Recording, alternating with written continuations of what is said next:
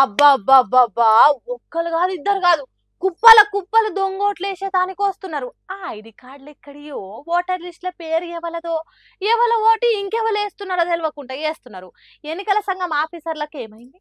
ఎందుకు పట్టి పట్టినట్టుంటారు? పుట్టవాలి చీమలు వచ్చినట్టు వస్తున్నారు దొంగోట్లేసేటోళ్ళు. బీఆర్ఎస్ పార్టీలకు వాళ్ళని దొరకబట్టలేక యాస్తైంది కావచ్చు. ఎక్కడి నుంచి వస్తున్నారో ఎవరు పంపుతున్నారో తెలియదు కానీ లేని ఓటును ఒత్తేదానికి కార్డులు పట్టుకొని లైన్లు కడుతున్నారు.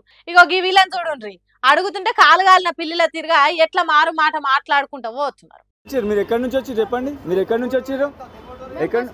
బస్కి వెళ్ళి ఎక్కడి నుంచి వచ్చారు? ఎక్కడి నుంచి వచ్చారు మీరు? కృష్ణానగర్ ఎక్కడ ఉంటారు? చూపియండి, మిల్లు చూపియండి, నడవండి నడవండి. ఎక్కడ ఉంటారు చెప్పేసేయండి, వదిలేస్తాం.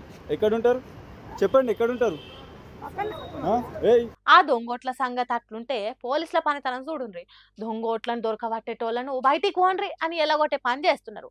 ఎందుకు ఇట్లా చేస్తున్నారు? సర్కారును నడుపుతున్న కాంగ్రెస్ పార్టీ సంకలస్ వచ్చినట్టు ఎందుకు చేస్తున్నారు అని బీఆర్ఎస్ పార్టీ వాళ్ళు అడుగుతుంటే కిక్కుమాటలేరు.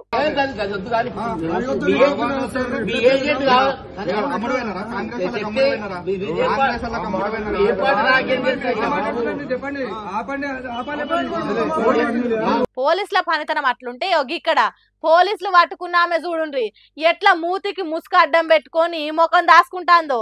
దొంగోటేసేదానికి వస్తే పట్టుకున్నారట. మరి ఎవరు పైసలు ఇచ్చి పంపినరో పాపం దొరికిపోయింది. ఆమెకేం తెలుసు పెద్ద పెద్దోళ్ళ రాజకీయాలు. 1000-2000 ఇస్తే ఖర్చులకు అక్కడికి వస్తాయి కదా అని వచ్చినట్టున్నది. పాపం దొరికిపోయింది.